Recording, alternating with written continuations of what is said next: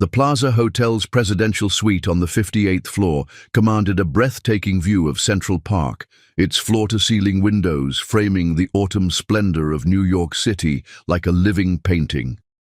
For Sheikh Tahnoon al-Rashid, this vista should have represented the culmination of a dream, his first visit to America, a celebration of 15 years of marriage, and an adventure with his brilliant 8-year-old son, Zayan. Instead, as he paced the Italian marble floors at 3 in the morning, it felt like a gilded prison where his world was collapsing one devastating moment at a time. "Baba, my stomach hurts," Zayan whimpered from the king-sized bed, his small body curled into a tight ball beneath Egyptian cotton sheets that cost more than most people's monthly salaries.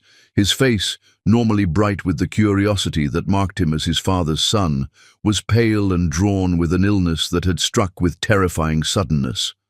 Tahnoon knelt beside the bed, pressing his palm against his son's burning forehead. The fever had spiked dramatically in the past hour, and Zayan's skin felt like touching heated stone. "I know, Habibi, Baba is going to take care of you." But even as he spoke the reassuring words in Arabic, panic clawed at his throat. They were strangers in a foreign country, and his wife, the woman who should have been helping him navigate this crisis, had vanished 3 hours ago with nothing but a cruel note left on the bathroom mirror. "I can't pretend to be happy anymore. Don't look for me."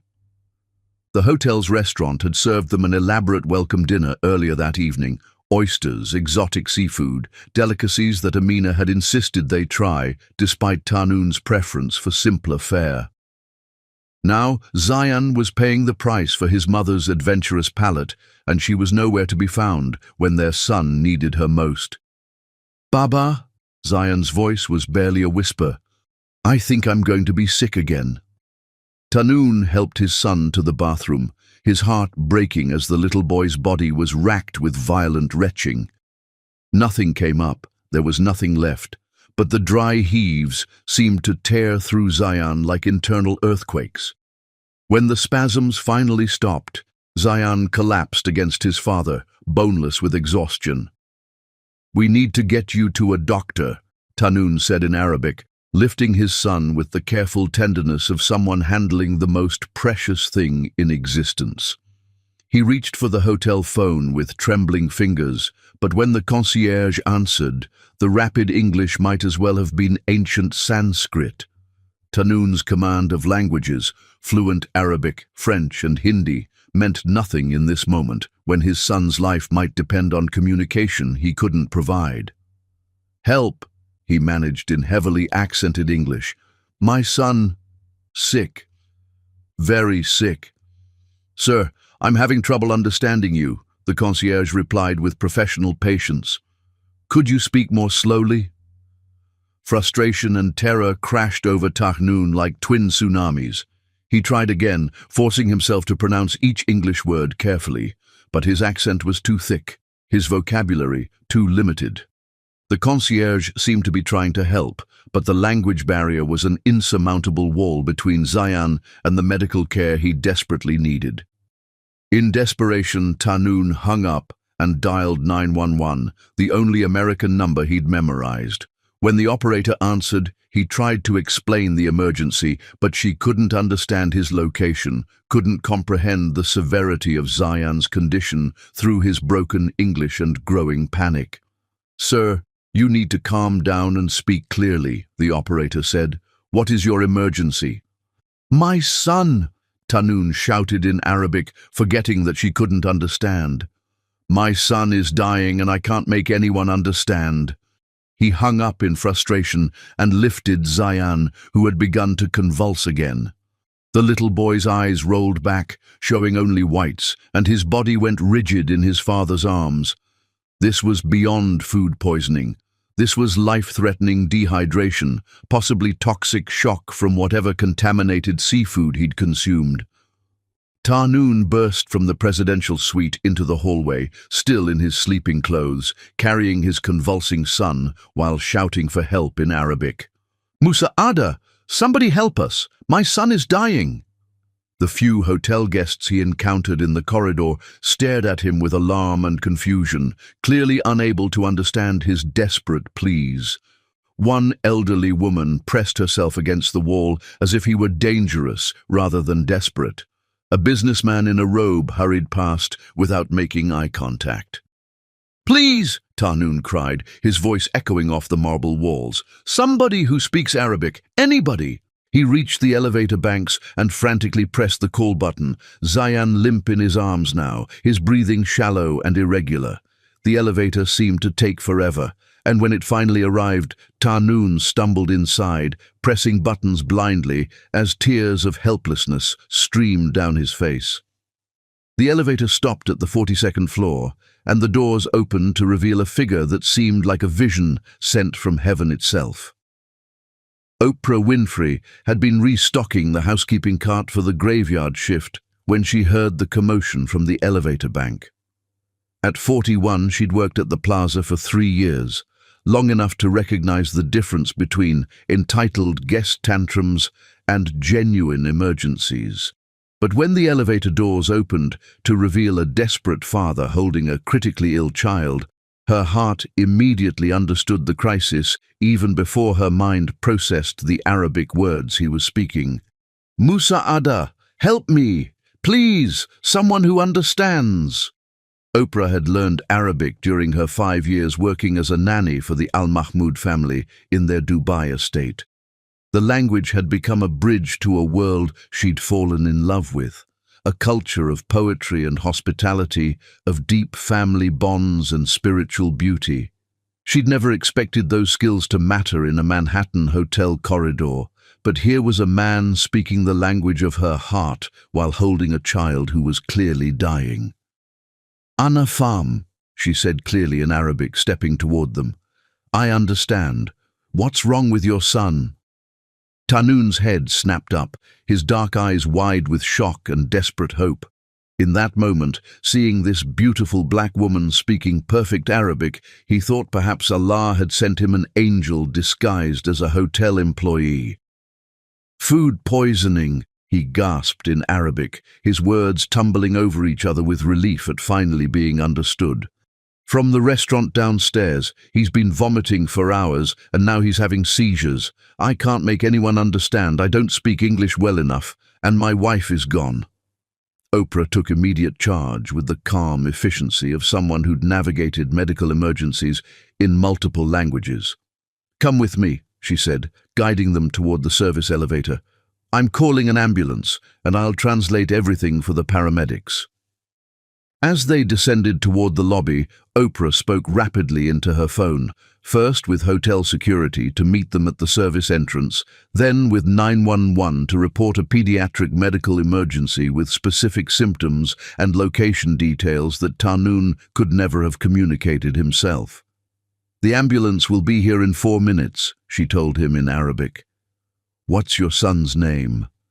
"Zayan al-Rashid." "And you're his father?"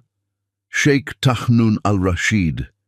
Even in crisis, the title carried weight, indicating his status and the resources at his disposal. "Thank you. I don't even know your name, but you're saving my son's life." "Oprah," she replied simply.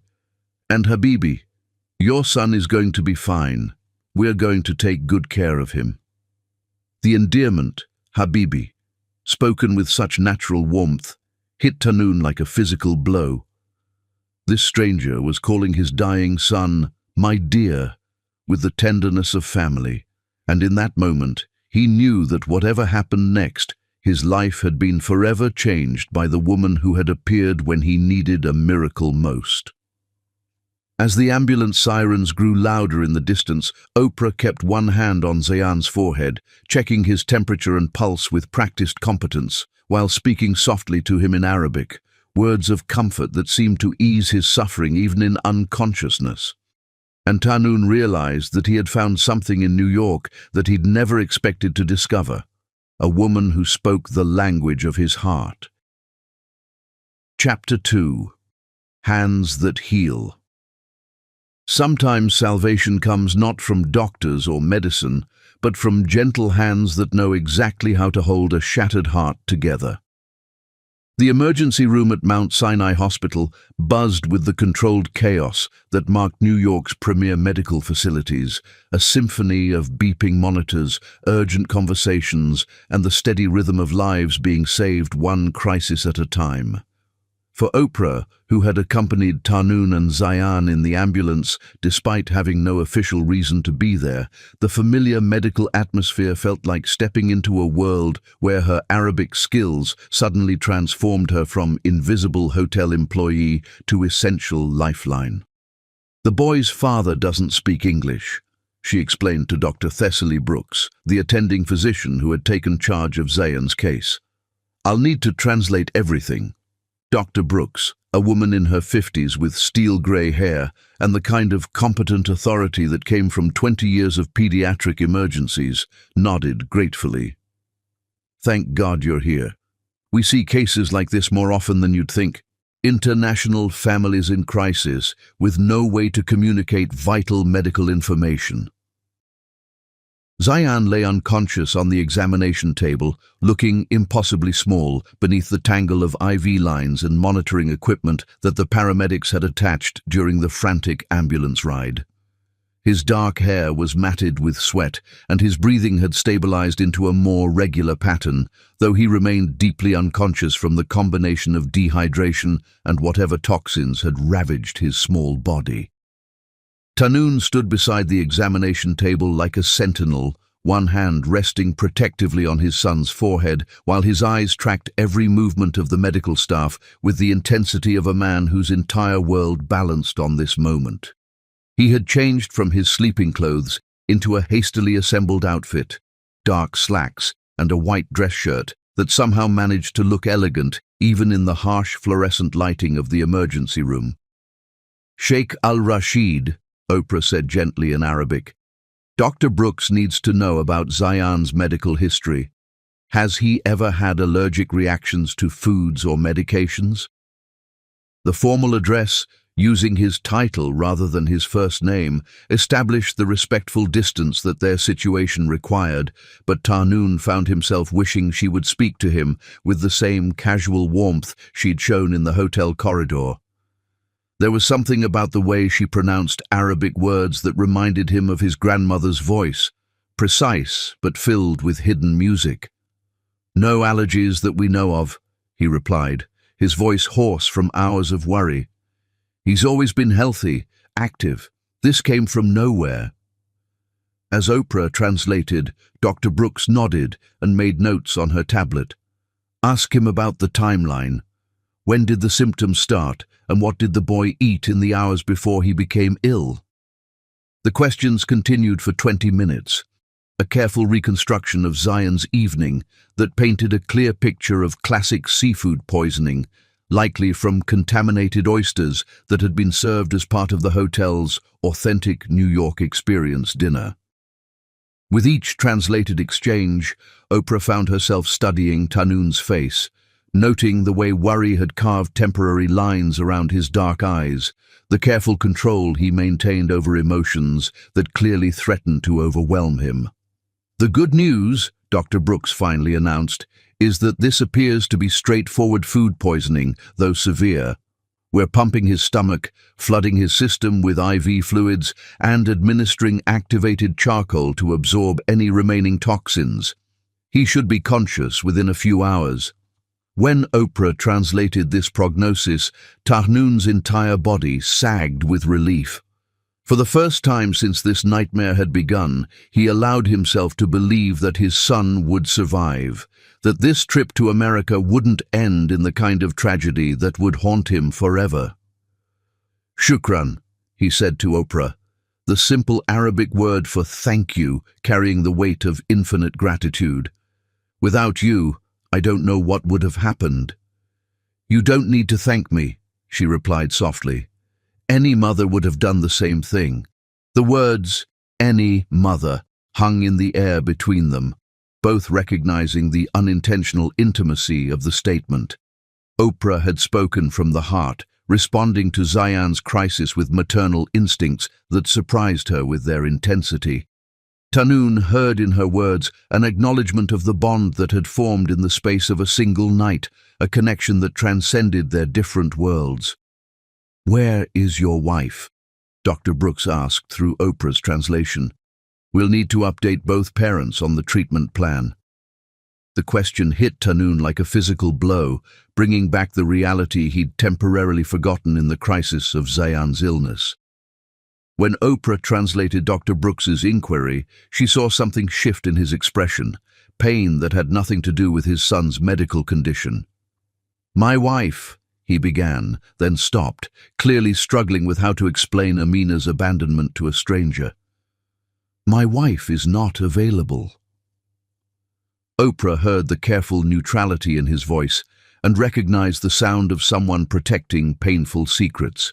She had perfected the same tone during her own difficult periods, the year her mother had been dying, the months after her divorce, the lonely nights in Dubai when she'd realized that Hassan al-Mahmoud would never choose love over family expectations. "She's dealing with some personal issues," Oprah translated diplomatically, editing Tanoon's response to preserve his dignity while giving Dr. Brooks the essential information. Dr. Brooks accepted this explanation without comment. She'd seen enough family crises to know that medical emergencies often revealed cracks in relationships that had been carefully hidden. "Well, the important thing is that Zayan has one parent here who clearly adores him. That's what matters for his recovery." As the medical team moved Zayan to a private room in the pediatric wing, Oprah found herself naturally falling into step beside Tanoon, translating the continuous stream of information about IV schedules, monitoring protocols, and visiting hour restrictions. She had called the plaza to explain her absence, using vacation time she'd been saving for a trip home to Boston, but somehow returning to her normal routine felt impossible while this crisis remained unresolved. "You should go," Tanoon said quietly as they settled into the uncomfortable chairs beside Zayan's hospital bed. "You've already done more than anyone could ask. Your job, your responsibilities." "My responsibilities right now are here," Oprah interrupted gently. "Zayan is going to wake up confused and scared. He'll need someone who can explain what happened in words he understands." The simple declaration hit Tanoon with unexpected force. This woman, this stranger who had appeared like an answer to prayer, was choosing to stay with them, choosing to put their needs before her own convenience. In his world of business relationships and calculated alliances, such selfless generosity was rare enough to feel miraculous. "Why?" he asked, studying her face with the intensity of someone trying to solve a puzzle. "Why are you helping us like this?" Oprah was quiet for a long moment, her gaze fixed on Zayan's peaceful face. When she finally spoke, her voice carried the weight of memories that reached across continents and years. "When I worked in Dubai, I took care of 3 children for the Al-Mahmoud family. The youngest, Layla, was about Zayan's age when she had an allergic reaction to something she ate at a friend's birthday party. I sat beside her hospital bed for 3 days, translating for doctors, holding her hand when she cried for her mama." She paused, a slight smile crossing her features. "Children shouldn't have to be afraid because the adults around them can't communicate, and parents shouldn't have to watch their babies suffer while feeling helpless to help." The story revealed layers of experience and compassion that made Tanoon see her differently, not just as a hotel employee who happened to speak Arabic, but as a woman who had lived in his world, who understood the particular fears and joys of raising children across cultural boundaries. "Tell me about Dubai," he said quietly. "What brought you there? What brought you back?" And so, in the hushed atmosphere of a New York hospital room, while his son slept peacefully under medical supervision, Tanoon learned about Oprah's journey, her love of languages, her years caring for the Al-Mahmoud children, her complicated relationship with Hassan that had ended when family duty trumped personal desire. In return, he found himself sharing details about his own life, that he rarely discussed. The pressure of running a business empire, the loneliness of a marriage that had been more arrangement than romance, his dreams of showing Zayan the wider world beyond Dubai's golden borders. As dawn light began filtering through the hospital windows, painting everything in soft shades of possibility, neither of them realized that their conversation had shifted into something deeper than crisis management. They were two souls, recognizing kindred experiences, building bridges across the differences in their backgrounds through the universal language of caring for children and dreams deferred. When Zayan's eyes finally fluttered open near sunrise, the first face he saw was Oprah's, and the first words he heard were her gentle Arabic reassurance that he was safe, that his father was there, that everything would be all right. "Mama?" he whispered in confusion, the fever and disorientation making him mistake her for the mother who had abandoned them. "No, Habibi," Oprah replied softly, taking his small hand in hers. "I'm Oprah, but I'm here, and I'm not going anywhere." Chapter 3. Betrayal's Shadow. The cruelest betrayals come not from enemies who never loved us, but from those who promised to love us forever and chose to break that promise when we needed them most. The morning light streaming through Mount Sinai's pediatric ward windows should have brought relief, but for Tahnoon, it only illuminated the devastating reality he'd been avoiding since the crisis began. Zayan was recovering beautifully, sitting up in bed, sipping clear broth, and charming the nursing staff with his polite English phrases that Oprah had been teaching him. But with his son's health no longer in immediate danger, Tahnoon could no longer postpone confronting the fact that his wife had vanished during their child's medical emergency. Oprah noticed the change in his demeanor as she returned from the hospital cafeteria with coffee and pastries. Where yesterday's panic had been replaced by relief, now she saw a different kind of pain etched in the lines around his dark eyes, the particular anguish that came from personal betrayal rather than medical fear. "You need to tell me what really happened with your wife," she said quietly in Arabic, settling into the chair beside Zayan's bed. "If we're going to help Zayan through this, I need to understand the whole situation."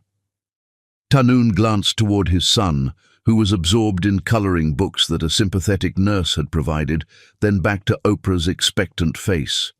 In the past 24 hours, this woman had become his lifeline, his translator, his bridge to navigating an impossible situation. She deserved to know the truth. "Amina left," he said simply, the words falling like stones into the quiet morning air. "Not just the hospital, not just temporarily. She left us, permanently." Oprah felt her stomach clench with a mixture of anger and disbelief. "During Zayan's medical emergency?" "She was gone before the emergency even began," Tahnoon replied, his voice carefully controlled. "We had dinner at the hotel restaurant, came back to the suite around 9. Zayan started feeling sick around 11, but Amina she'd already decided to leave us." He pulled out his phone and showed Oprah a photograph of a note written in elegant Arabic script on Plaza Hotel letterhead. As she read the words, her expression shifted from sympathy to outrage. "Tahnoon, I can't pretend to be happy anymore. 15 years of marriage to a man who loves his business more than his family has drained everything from me. I'm leaving with someone who actually sees me, who values me. Don't look for me. I won't be coming back. Amina." "She left this on the bathroom mirror and disappeared," Tahnoon continued. "When Zayan started having seizures, when I was screaming for help in a language no one understood, she was already gone, probably already with him." "Him?" Oprah asked, though she could guess the answer from the bitter pain in Tahnoon's voice. "Rashid Mansouri, my business partner, my closest friend for 10 years. The words came out like shards of glass, each one cutting deeper. "Apparently they've been having an affair for months. While I was traveling for business, while I thought I was building a life for our family, they were planning their future together." The scope of the betrayal was breathtaking. Not only had Amina abandoned her husband and son during a medical crisis, but she'd done so for another man. And not just any man, but Tahnoon's trusted business partner. The cruelty was so calculated it left Oprah speechless. "How do you know about Rashid?" she asked gently. Tahnoon's phone buzzed with an incoming text, and his face went pale as he read the message. Without speaking, he handed the device to Oprah, who read the Arabic text with growing horror. "We're in Miami now. Beautiful city, much more exciting than Dubai. Don't worry about the business. Rashid says he can handle your clients while you're playing tourist in New York. Hope Zion feels better soon." The casual cruelty of the message, referencing their son's illness as an afterthought while bragging about her romantic getaway, made Oprah want to throw the phone against the wall. Instead, she set it down carefully and looked at Tahnoon with something fierce burning in her dark eyes. "She knows Zion was seriously ill and she's sending vacation updates?" "She knows everything," Tahnoon replied flatly. "I called her 16 times yesterday during the crisis. She answered once, long enough to hear me say that Zion was in the hospital, then hung up. That text is her way of letting me know she doesn't care." Oprah stood up abruptly and walked to the window, needing to put distance between herself and the phone before she said something that would make Tahnoon's pain worse. She'd experienced betrayal before, Hassan's gentle rejection when his family pressured him to marry within their social circle, but this was a different category of cruelty entirely. "Baba!" Zion called from his bed, his voice still weak but curious. "Why does Mama keep texting you if she's not coming to see me?" The innocent question hit both adults like a physical blow. Tahnoon moved to his son's bedside, smoothing the boy's dark hair with infinite tenderness. "Mama had to go home to Dubai early," he said carefully in Arabic. "She was worried about work." It was a kind lie, designed to protect an 8-year-old from the truth that his mother had chosen her own happiness over his well-being. But Zion was intelligent beyond his years, and he studied his father's face with the perceptive gaze of a child who sensed deeper truths. "Is that why you look so sad when you think I'm not watching?" Zion asked quietly. The question shattered Tahnoon's careful composure. His son had been fighting for his life, recovering from a medical emergency that could have killed him, and somehow he'd still noticed his father's emotional state. The guilt of that realization, that his own pain was visible to his sick child, nearly undid him completely. Oprah returned to his side, placing a gentle hand on his shoulder. "Zion, Habibi," she said in Arabic, "your father is sad because you were very sick and it scared him. Parents worry when their children are hurt, even after they start feeling better." Zion nodded solemnly, accepting this explanation, but his next words revealed how much he understood about the adult world around him. "I heard Mama yelling at Baba on the phone before we came to America," he said quietly. "She said she didn't want to come on this trip, that she didn't want to be around us anymore. Is that why she went home?" The brutal honesty of childhood had cut straight to the heart of the matter. Tahnoon closed his eyes, overwhelmed by the realization that his son had been carrying this knowledge, that the breakdown of his marriage had been visible to Zion long before Amina's final abandonment. "Sometimes adults make mistakes," Oprah said gently, stepping into the conversation with the practiced ease of someone who'd helped children navigate difficult family situations. "Sometimes they forget what's really important. But what matters is that you have people who love you no matter what." "Do you love me?" Zion asked with the direct simplicity that only children could manage. The question caught Oprah off guard. In 36 hours, this little boy had somehow worked his way into her heart with his brave smile, his polite manners, and his obvious adoration for his father. The intensity of her affection for both of them surprised her with its depth. "Yes," she said without hesitation, "I love you very much, Habibi." Will you stay with us until I'm better? Oprah glanced at Tahnoon, seeing in his expression a mixture of hope and fear that mirrored her own feelings. Staying meant complications. Her job, her life in New York, the growing emotional attachment that was becoming harder to ignore with each passing hour. "I'll stay as long as you need me," she promised, and meant it completely. As Tahnoon's phone buzzed with another text from Amina, this one a photograph of her and Rashid toasting champagne on a Miami beach, Oprah made a silent vow. This little boy and his devastated father had been abandoned by someone who should have protected them. Whatever it cost her personally, she would not abandon them too. In the bright, sterile light of the hospital room, surrounded by the quiet sounds of healing, an unbreakable bond was forming between three people who had found each other in the darkest of circumstances. Chapter 4. The Language of Hearts.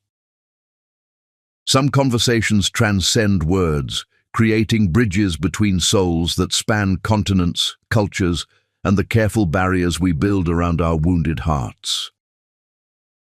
3 days had passed since Zion's crisis, and Mount Sinai's pediatric ward had become an unlikely sanctuary where 3 lives intersected in ways none of them had expected. Zion was recovering with the resilience of childhood, his appetite returning along with his natural curiosity about everything American. Tahnoon had barely left his son's side except for brief trips to handle business calls and legal consultations about Amina's desertion.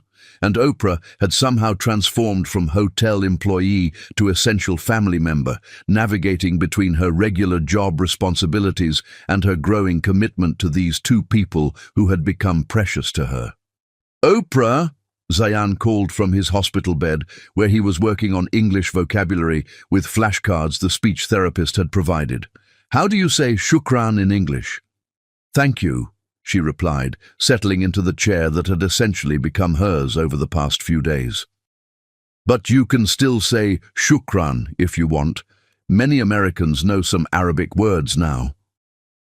"I want to learn perfect English like you," Zion declared, with the determination that marked everything he approached. "Baba says you speak 3 languages perfectly. Arabic, English, and what else?" "French," Oprah replied, amused by his intensity.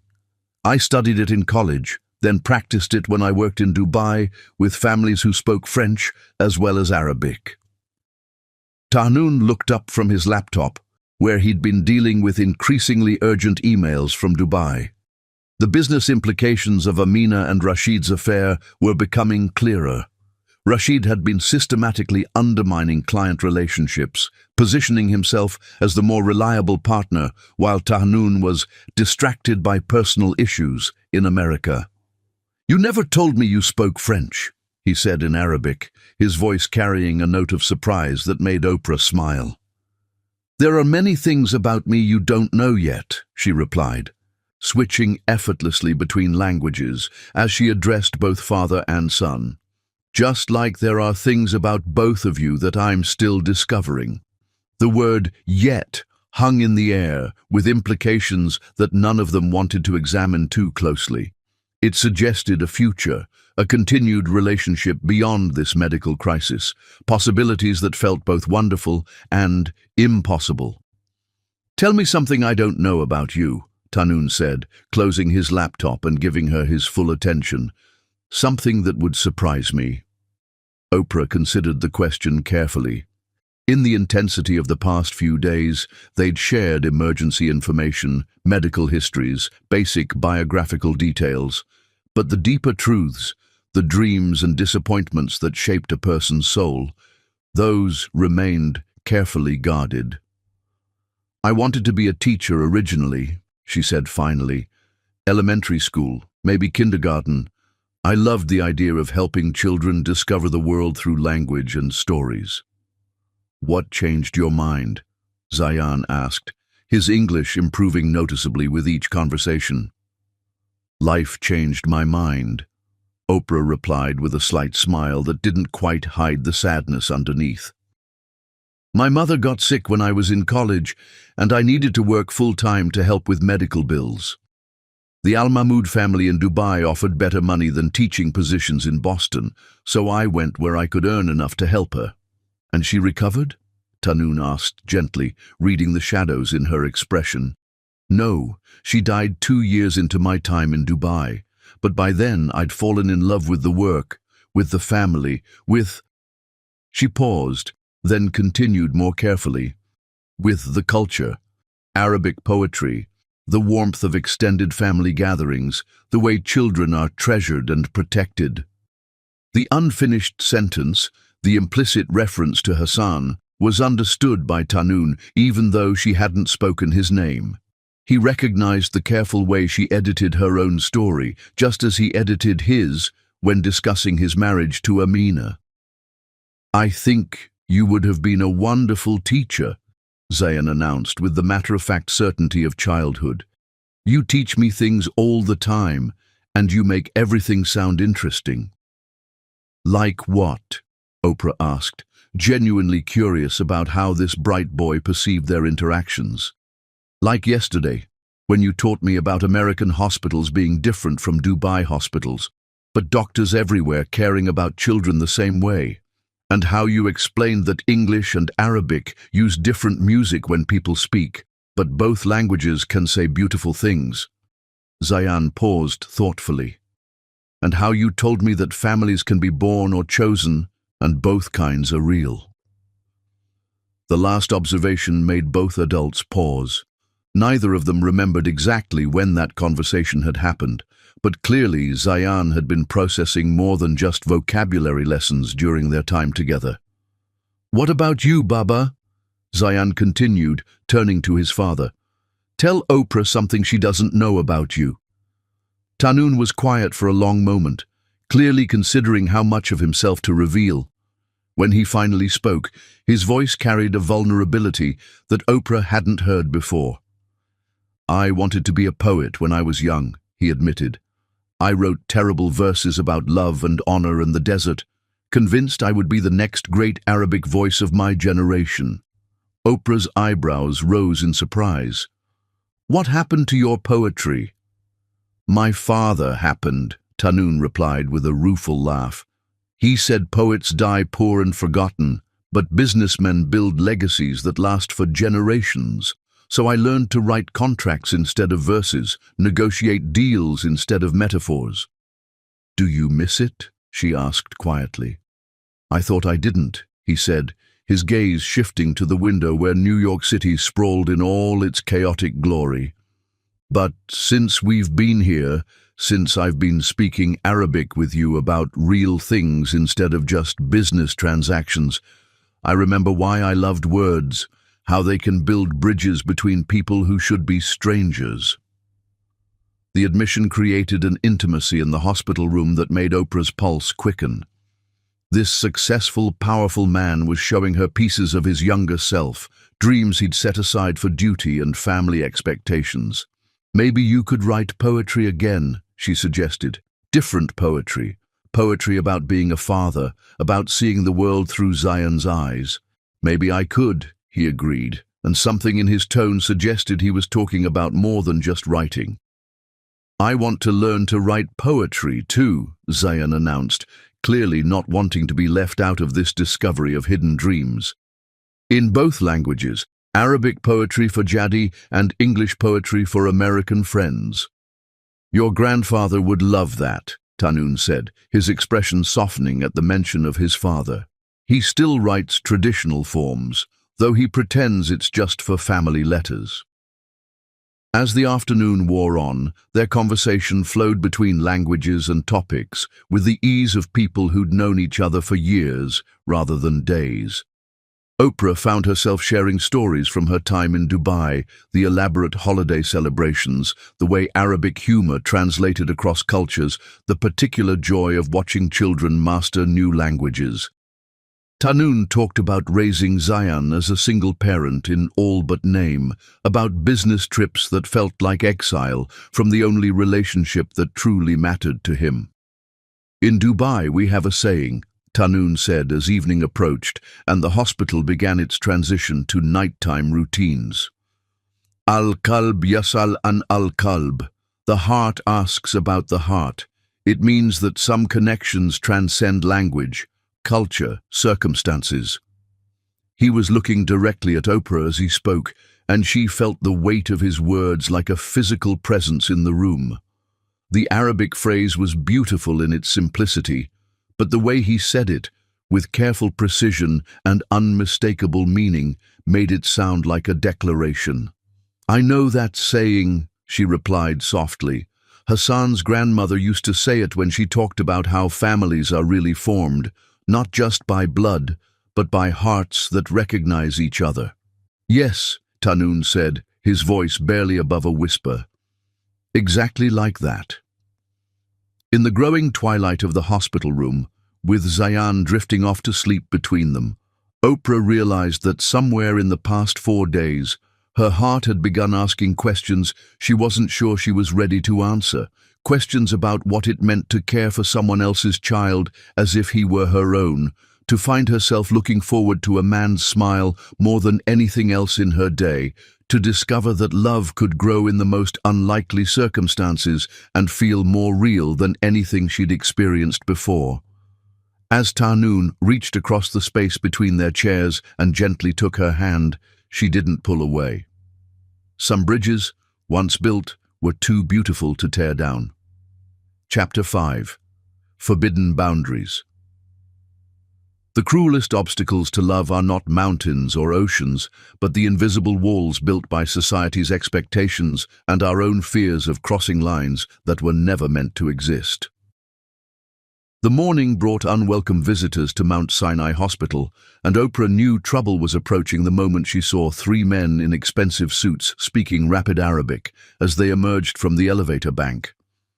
Their posture radiated the kind of authority that came with significant wealth and power, and even without understanding their conversation, she could sense their agitation from across the pediatric ward. She was reviewing Zayan's discharge paperwork at the nurses' station when she heard one of them mention Sheikh Tahnoon, with the sharp tone of men who'd come to deliver ultimatums rather than support. Her Arabic comprehension, honed by years in Dubai, picked up fragments of their conversation that made her stomach clench with dread. Completely irresponsible to abandon business during a crisis. Rashid is making serious moves while he plays house with that hotel worker. This fantasy needs to end before it destroys everything. Oprah felt her cheeks burn with anger and humiliation. They were talking about her as if she was some kind of opportunistic threat, a woman who'd manipulated a vulnerable situation for personal gain. The reduction of their beautiful, complicated relationship to playing house with that hotel worker felt like a slap across the face. She was still processing their words when Dr. Brooks appeared beside her, clipboard in hand and a concerned expression on her face.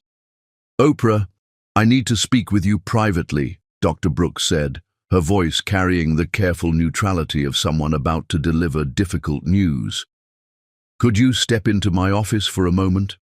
The request felt ominous, and Oprah's intuition proved correct the moment she sat down across from the doctor who'd become an ally over the past week. "I've received some inquiries about your relationship with the Al-Rashid family," Dr. Brooks began carefully.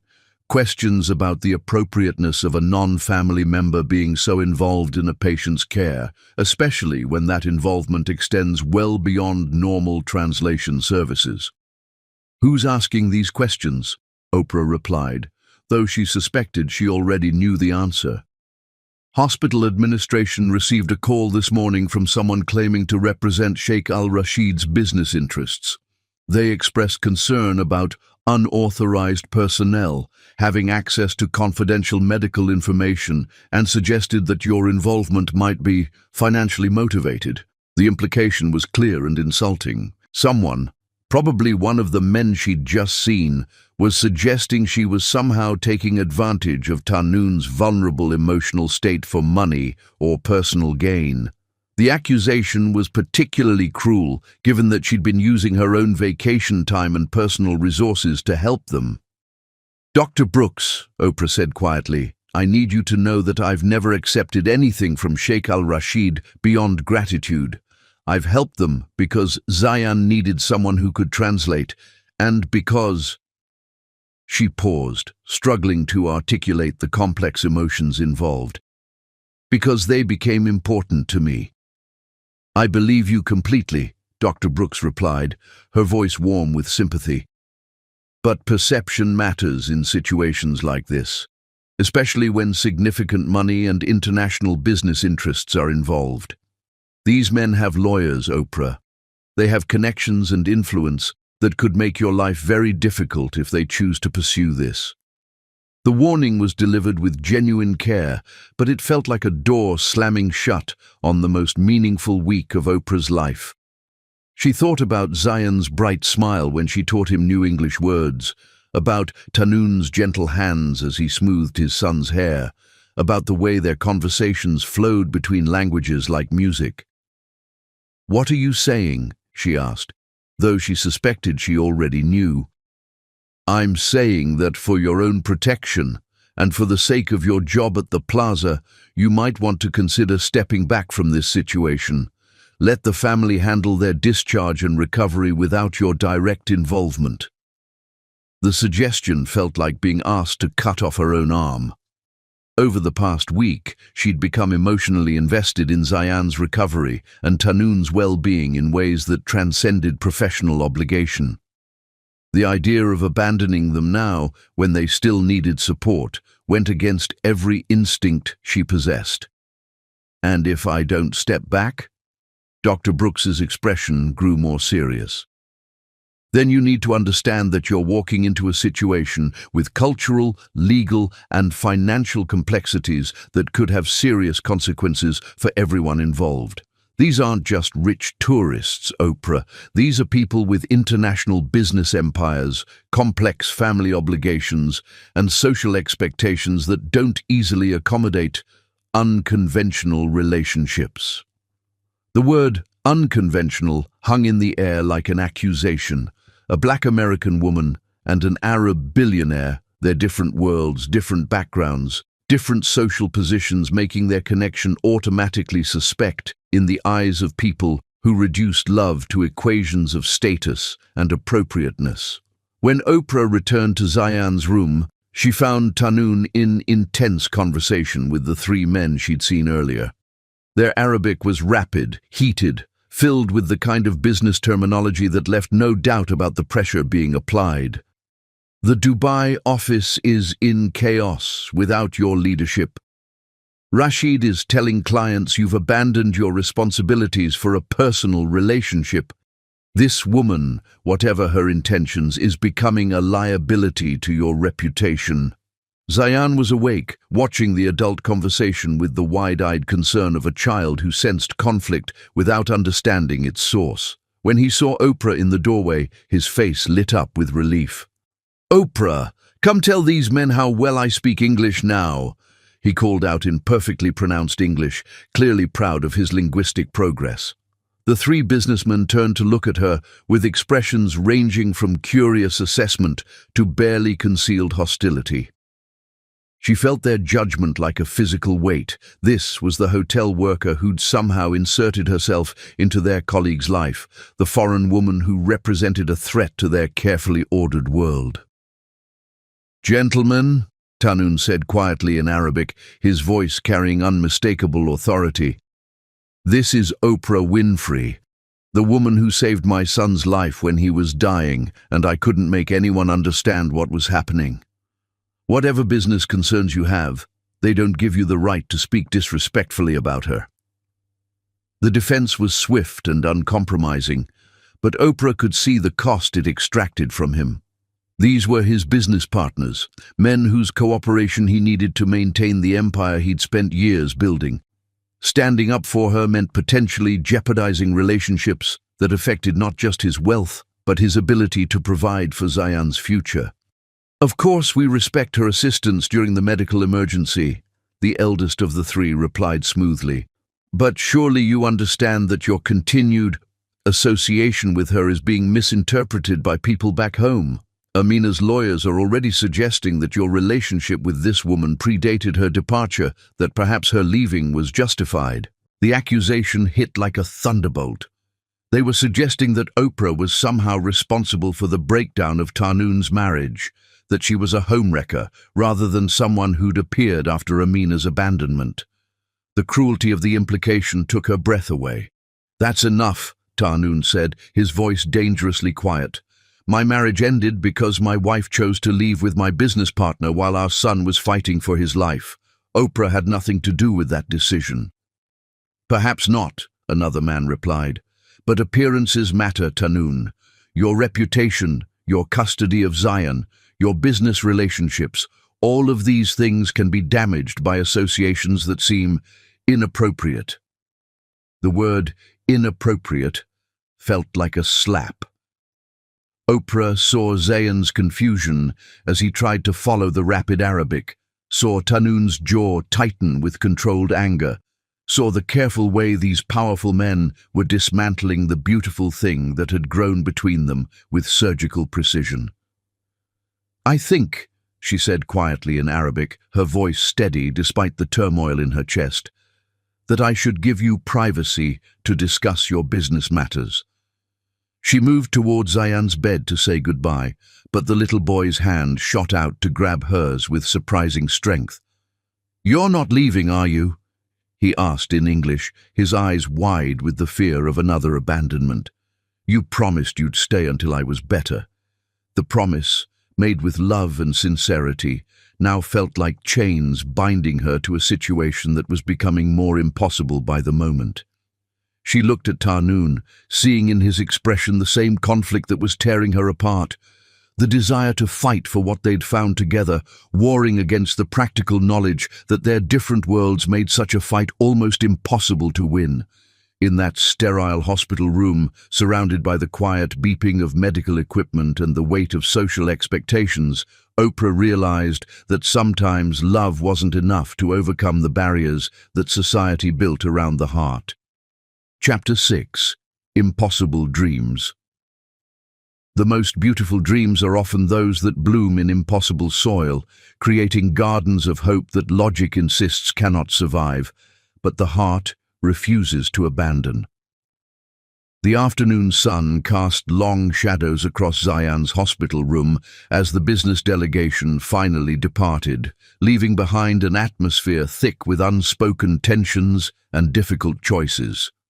Tarnoon had managed to postpone their demands for his immediate return to Dubai, but the reprieve felt temporary, a brief pause before forces beyond their control would tear apart the fragile world they'd built together over the past week. Zayan had been discharged with a clean bill of health, his young body having recovered completely from the food poisoning that had brought them all together.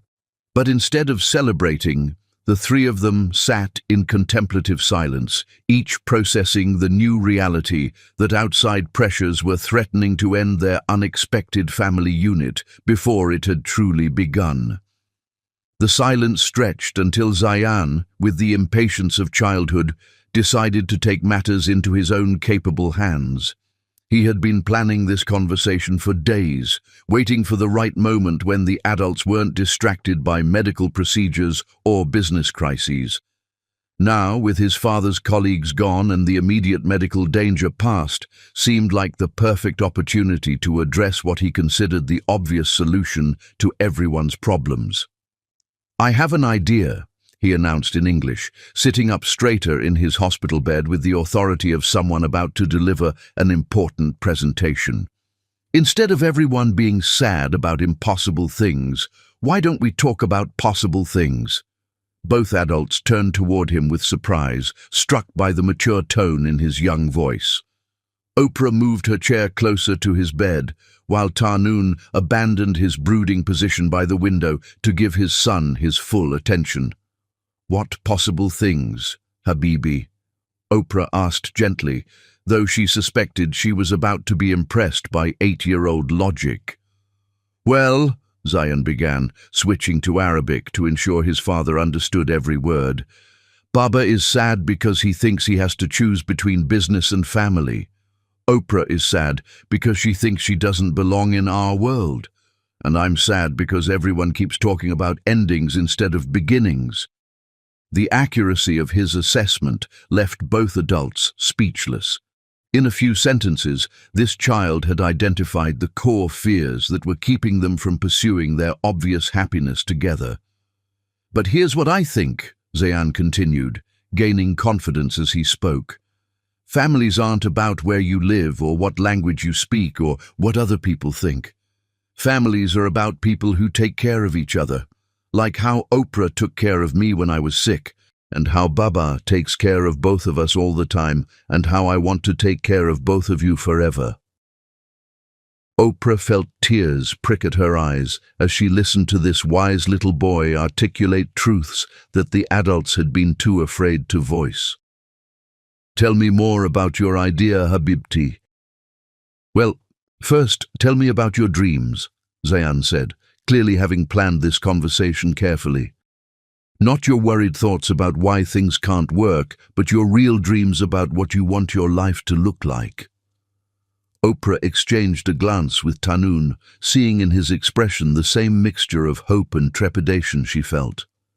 "If you could do anything in the world when you grow up, what would it be?" she asked Zayan, redirecting the question to give herself time to gather courage. Zayan considered the question with the seriousness he brought to all important matters. "I want to be a bridge," he said finally in English, then repeated it in Arabic for his father's benefit. "Jisr, a bridge between worlds." "A bridge?" Tanun asked, momentarily pulled from his brooding contemplation of the business crisis awaiting him in Dubai. "Like Oprah," Zayan explained with the clarity that only children possessed. "She's a bridge between our Arabic world and this American world. She helps people understand each other when they speak different languages or come from different places. When I grow up, I want to help families like ours, families that love each other but come from different countries." The innocent wisdom of his answer hit both adults with unexpected force. In a week of medical crises and business pressures, an 8-year-old had identified exactly what made Oprah so essential to their lives. She was indeed a bridge, someone who could navigate between cultures with the kind of natural grace that made the impossible seem effortless. "That's a beautiful dream," Oprah said softly, her throat tight with emotion. "The world needs more bridges." "Exactly," Zayan said, clearly pleased that she understood his vision. "And if you marry Baba and become my real mama, then you could teach me how to be a bridge too. We could help other families figure out how to love each other across different worlds." The word marry dropped into the conversation like a stone into still water, sending ripples of possibility in all directions. Neither adult had been brave enough to speak it aloud, but Zayan had no such reservations about stating the obvious solution. "Will you teach me how to be one?" Zayan asked, switching back to Arabic as his excitement grew. "When we go back to Dubai, will you come with us and teach me how to help people understand each other? And maybe we could come back to New York sometimes too, so I can practice my English and learn about American families." The question hung in the air like a prayer neither adult dared to answer. The business delegation had made it clear that Oprah's presence in Tanun's life was seen as a liability, a threat to his reputation and business relationships. The idea of her accompanying them to Dubai, of becoming a permanent part of their lives, seemed as impossible as asking the moon to relocate to Earth. "Zayan," Tanun said gently, "Oprah has her own life here in New York. Her job, her friends, her family. We can't ask her to give up everything for us." But even as he spoke the practical words, his eyes met Oprah's across the room with an intensity that suggested he was asking exactly that, not with words, but with the desperate hope of a man who'd found something precious and couldn't bear to lose it. "But what if she wants to?" Zayan asked, with the logical directness that adults found both charming and terrifying. "What if she wants to have a bigger life, a more important life, instead of just working at a hotel forever?" The question hung in the air with uncomfortable accuracy. Oprah had been asking herself the same thing for days. wondering if her quiet life in New York was truly fulfilling or simply safe and predictable. What if I wanted to? Oprah heard herself asking, the words escaping before her rational mind could stop them. What if I wanted to give up my life here for something better, something that mattered more? The admission created a charged silence in the room. Tanun's breath caught, while Zayan looked between them with the satisfied expression of someone whose fondest wish was suddenly becoming possible. You would really do that? Tanun asked quietly, moving closer to her chair. Leave everything you know, everything that's safe and familiar, to come to a place where you'd be a foreigner, where people would question your motives and judge your relationship with us. I've been a foreigner before, Oprah replied, thinking of her years in Dubai with the Al Mahmoud family. I know what it's like to adapt to a new culture, to prove myself in a place where I don't automatically belong. It's hard, but it's not impossible. And Dubai felt like home to me in ways that Boston never did. But this would be different, Tanun said, though he was moving even closer now, drawn by her words despite his caution. You would be coming as… what? My employee? My friend? My… He didn't finish the sentence, but the unspoken word, wife, seemed to echo in the quiet room anyway. The idea was simultaneously thrilling and terrifying, a possibility so beautiful it felt dangerous to even contemplate. She would be coming as my mama, Zayan interjected matter-of-factly, and your wife, and my Arabic teacher, and maybe she could help other American ladies learn about our culture, and help our ladies learn about American culture. She could have lots of important jobs instead of just one boring one. The 8-year-old's practical approach to their complicated situation made both adults smile despite the emotional intensity of the moment. In Zayan's world, love was reason enough for any choice, and practical obstacles were simply problems to be solved with sufficient creativity and determination. I would be coming as someone who loves you, Oprah said simply, looking directly into Tanun's eyes. Both of you, whatever title that requires, whatever legal arrangements need to be made, whatever social obstacles we have to navigate, I would be coming because my heart is already there. The declaration was braver than anything she'd ever said, a leap of faith that left her feeling exposed and exhilarated at the same time. She watched Tanun's expression cycle through surprise, hope, and something that looked remarkably like relief. Ana Bahebik, he said quietly, his voice barely audible but carrying clearly in the hospital room's silence. I love you too. Not just for what you've done for Zayan, not just for the way you've held us together during this crisis, but for who you are. The woman who speaks 3 languages but makes every conversation feel like poetry. The woman who sees possibilities where others see problems. He reached out to take her hands, his thumb tracing gentle circles across her knuckles. The woman who somehow makes my son dream about building bridges instead of walls. That's because she's already a bridge, Zayan said proudly. Between sad Baba and happy Baba, between sick me and healthy me, between our old family that was broken and our new family that could be perfect. The observation was so perceptive it took both adults' breath away. This child had been watching, understanding, hoping for their happiness, with the pure heart of someone who believed love could conquer any obstacle. Ana Bahebik, he said quietly, his voice barely audible but carrying clearly in the hospital room's silence. I love you too. Not just for what you've done for Zayan, not just for the way you've held us together during this crisis, but for who you are. The woman who speaks 3 languages but makes every conversation feel like poetry. The woman who sees possibilities where others see problems. He turned to face her, his dark eyes bright with unshed tears of hope and fear. But love isn't always enough, Habibti. My world, my responsibilities, the expectations of family and business partners, they don't disappear just because we've found each other. Then we make new expectations, Oprah replied with quiet determination. We build something that works for us, not for other people's ideas of what's appropriate or proper. It won't be easy, Tanoon warned, though his voice carried more hope than caution now. There will be people who question your motives, who assume you're with me for money or status. There will be cultural differences, language barriers in social situations, business associates who don't understand why I chose to marry outside my culture. The word marry hung between them like a bridge waiting to be crossed.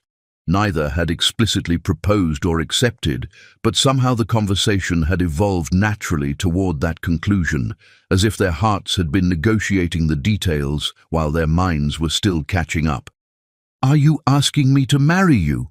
Oprah asked directly, her voice steady despite the rapid beating of her heart. Tanoon stood and moved to her chair, stopping close enough that she could see the gold flecks in his dark eyes, close enough to catch the subtle scent of his cologne mixed with hospital antiseptic, and something uniquely him.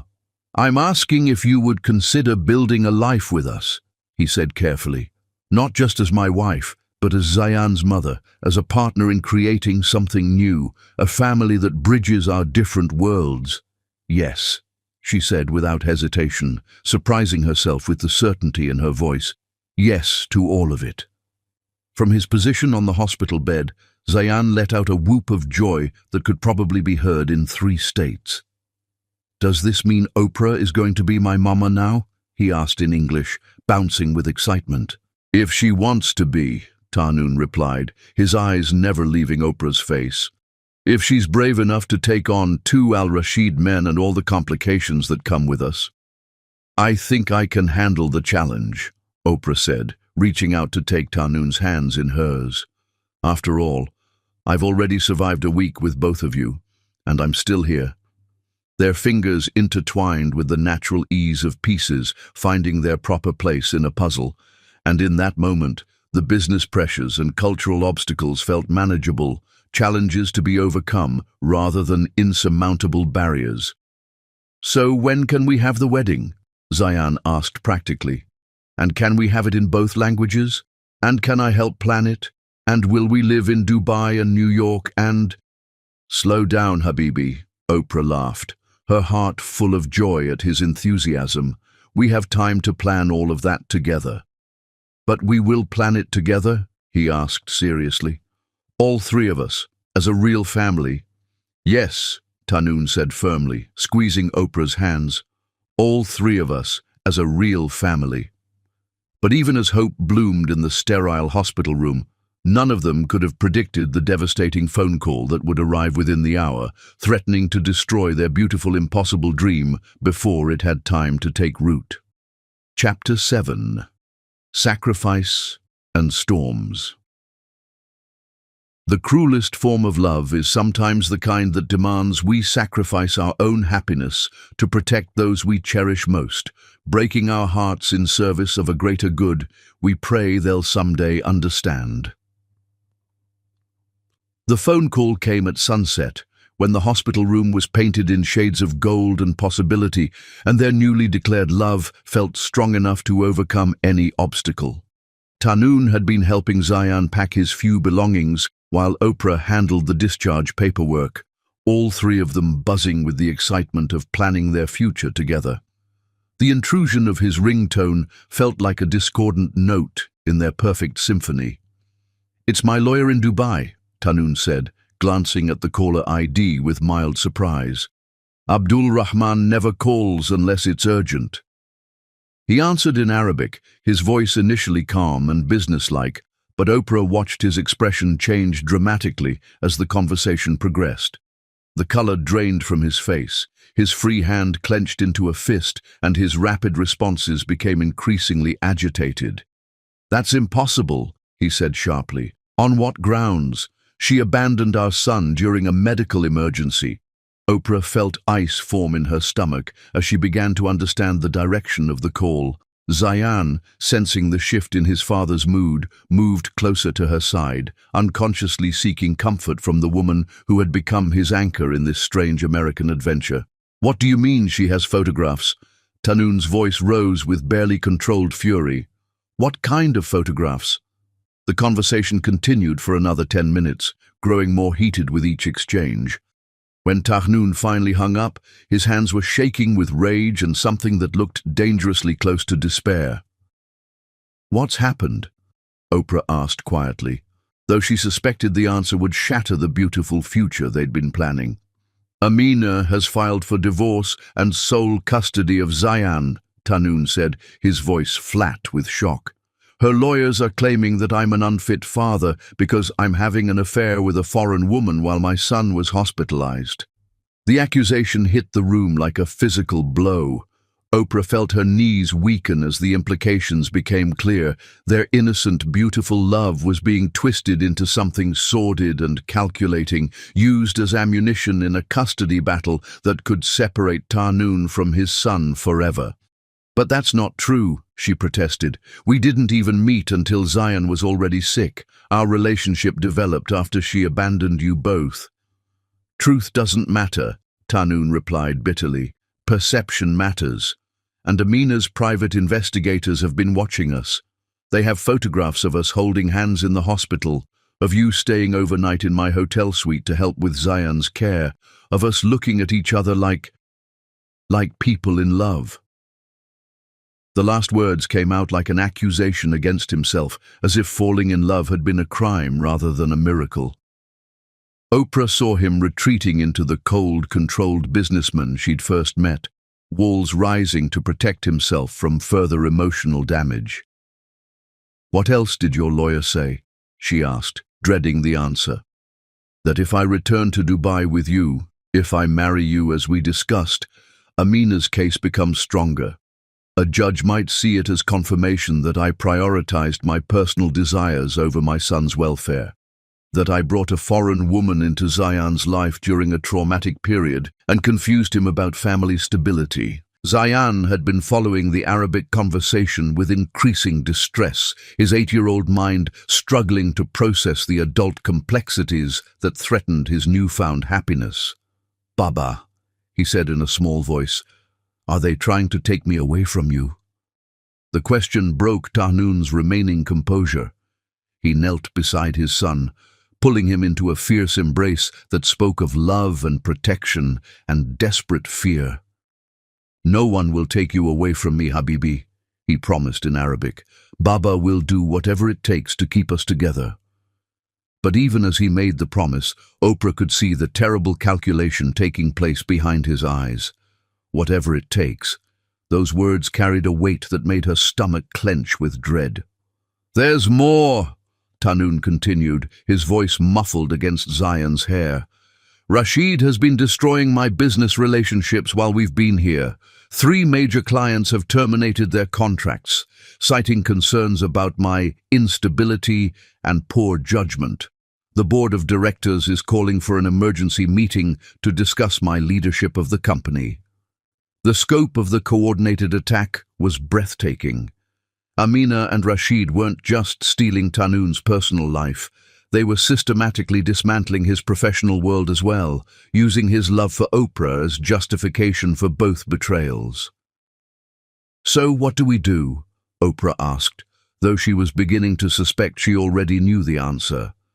Tahnoon gently released Zayan and stood, walking to the window where the Manhattan skyline glittered with promise that now felt cruelly false. When he spoke, his voice carried the weight of a man making the most difficult decision of his life. "I have to go back to Dubai, immediately, without you." The words landed like bullets, each one finding its mark with devastating precision. Oprah felt the beautiful future they'd planned dissolving like sugar in rain, leaving nothing but the bitter taste of dreams that would never be realized. "Tahnoon, no," she whispered. "We can fight this together. We can prove that our relationship isn't what they're claiming." "How?" he asked, turning to face her with eyes that had gone cold with necessity. "How do we prove that love isn't selfish when every choice I make to be with you potentially hurts my son? How do I choose my happiness over Zayan's security?" "By refusing to let them win," Oprah replied desperately. "By standing up to their lies and blackmail instead of giving them exactly what they want." What they want is for me to lose my son, Tanoon said quietly. If I bring you to Dubai, if I marry you and create a scandal that gives Amina ammunition for her custody case, they might get exactly that. Is your happiness, is our happiness, worth that risk? The question hung in the air like a sword, cutting through every argument she might have made. Because the terrible truth was that their love, however pure and beautiful, could indeed be used to destroy the relationship that mattered most to Tanoon, his bond with his son. There has to be another way, she said, but her voice lacked conviction. Maybe someday, Tanoon replied, when the custody issues are resolved, when my business is stable again, when the scandal dies down and people forget about the foreign woman who stole a grieving man's heart while his son was dying. The clinical way he described their relationship, as if it were indeed some tawdry affair rather than the most beautiful thing that had ever happened to any of them, made Oprah feel like she was being erased in real time. "And what am I supposed to do in the meantime?" she asked. "Wait in New York for some hypothetical future when it's convenient for you to love me?" "I'm not asking you to wait," Tanoon said, and the words cut deeper than outright rejection. "I'm asking you to understand that sometimes love means letting go, even when it destroys us." From his position between them, Zayan began to cry, not the dramatic tears of childhood disappointment, but the quiet, heartbroken sobs of someone who understood that the adults were about to tear apart his world again. "Please don't leave me, Oprah," he whispered in English. "Please don't be like Mama." The comparison to Amina, to the woman who had abandoned them both, hit Oprah like a physical blow. But she realized with devastating clarity that staying would indeed make her like Amina, choosing her own desires over Zayan's well-being, even if the choice came from love rather than selfishness. "I'm not leaving you, Habibi," she said, kneeling to hold him close. I'm going to love you from far away for a while. But that love will always be there, even when you can't see me." As Tanoon made arrangements for their immediate return to Dubai, and as Oprah prepared to say goodbye to the family she'd known for barely a week but loved more than life itself, none of them could have imagined that their separation would last not weeks or months, but an entire year, 12 long months during which their hearts would remain connected across an ocean of impossible circumstances. Chapter 8. Letters Across Oceans. Distance may separate hearts across continents, but love writes its own geography, creating maps of longing that transcend every border and bridge, every impossible mile. 1 year. 365 days since Oprah had watched Tanoon and Zayan disappear through the departure gate at JFK Airport, taking with them pieces of her heart she would never recover. The mathematics of missing someone were brutal in their precision. 52 weeks of waking up alone, 12 months of checking her phone for messages that came too rarely, countless hours of staring at the last photograph she'd taken of them together in Zayan's hospital room. Now, sitting in her apartment on West 84th Street on a crisp October morning that reminded her painfully of the day they'd first met, Oprah spread their correspondence across her coffee table like artifacts from an archaeological dig of her own emotions. 39 letters she'd sent in return, each one a piece of her soul dispatched to a world that felt increasingly like a beautiful dream she'd once lived. The first letter had arrived 3 weeks after their departure, forwarded through a complex network of medical professionals and cultural organizations that made their communication feel both precious and clandestine. My dearest Oprah, I'm writing this letter in the business lounge at Dubai International Airport, having just landed from the longest flight of my life.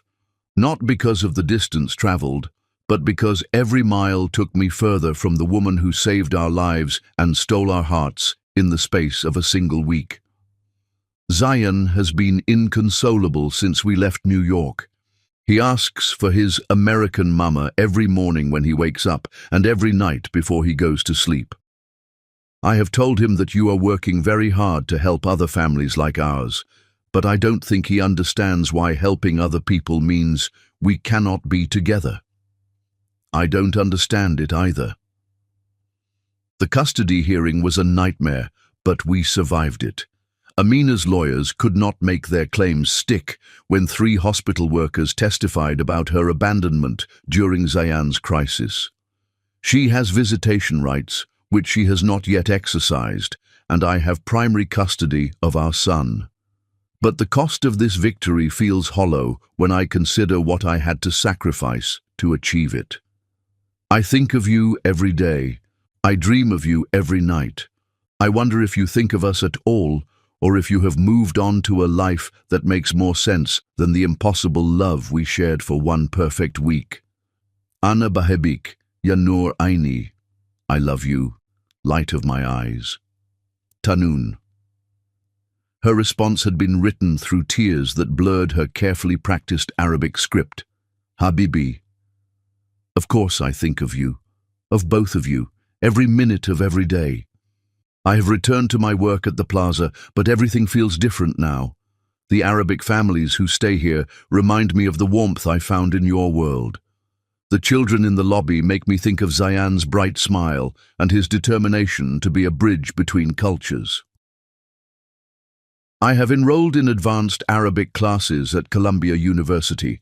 My professor says I have a gift for poetry, though I think what she's really noticing is that all my practice exercises are love letters I'll never send. Please tell Zayan that his American mama loves him more than all the stars in both our skies. Tell him that I'm learning more Arabic so that someday, when we see each other again, I can tell him stories in the language of his heart. I don't know if that someday will ever come, but I choose to believe in impossible things. Ana bahebak, ya habib albi. I love you, beloved of my heart. Oprah. The correspondence had continued throughout the seasons, creating a parallel relationship that existed entirely in written words and shared memories. Through Tanun's letters, Oprah followed Zayan's recovery from their traumatic New York experience, his gradual acceptance of his mother's absence, his excitement about starting at a new international school where he could practice his English. Through her letters, Tanun learned about Oprah's promotion to Director of International Guest Services at the Plaza, her growing reputation as a cultural liaison for wealthy Middle Eastern families, her quiet evenings spent reading Arabic poetry and remembering the sound of his voice reciting verses in their hospital room sanctuary. By winter, their letters had evolved from careful updates to intimate exchanges that revealed the depths of their continued connection. Habibti. The business is finally stable again. Rashid's betrayal damaged some relationships, but not as badly as he hoped. Many of our clients were disgusted by his behavior toward a grieving father and sick child. Some things transcend business considerations, and basic human decency is apparently one of them. I have been working with international medical charities, helping to establish treatment protocols for Middle Eastern children who need specialized care in Western hospitals. It's meaningful work, though I suspect you can guess why it appeals to me. Every family I help reminds me of our week together, of the miracle of finding you when we needed you most. Zayan has written you a letter in English. He's quite proud of his improvement, though he still prefers Arabic when he's tired or upset. I haven't read what he wrote, but I suspect it contains marriage proposals on my behalf. He remains convinced that you are meant to be his mother, and that geography is merely an obstacle to be overcome with sufficient determination. From the mouths of babes, as you Americans say. I find myself dreaming of possibilities I'm afraid to voice. What if love could indeed conquer geography? What if the obstacles that seem insurmountable are really just elaborate tests of our commitment? What if the universe brought us together for a reason that transcends the convenient logic of staying in our separate worlds? Ana ashtagilak kol yom. I miss you every day. With all my love. Tarnoon. P.S. I have enclosed a photograph of Zayan on his first day at the new international school. He insisted on wearing the Red Sox cap you sent him, claiming it would help him remember his English lessons. He looks so grown up, so confident. He gets that from you, I think. The courage to bridge worlds.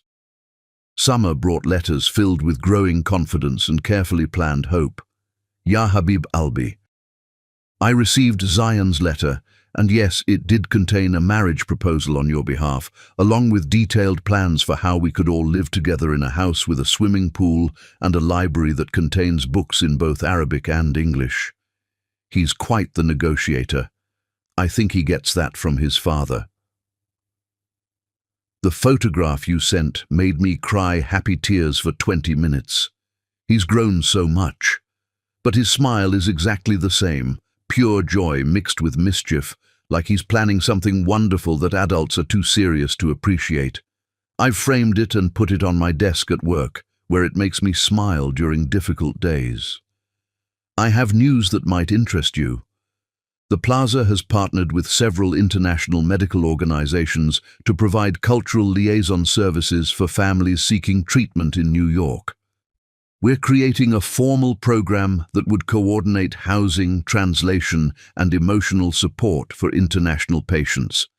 The director asked me to head the initiative, which would involve working closely with hospitals and establishing relationships with medical facilities in other countries.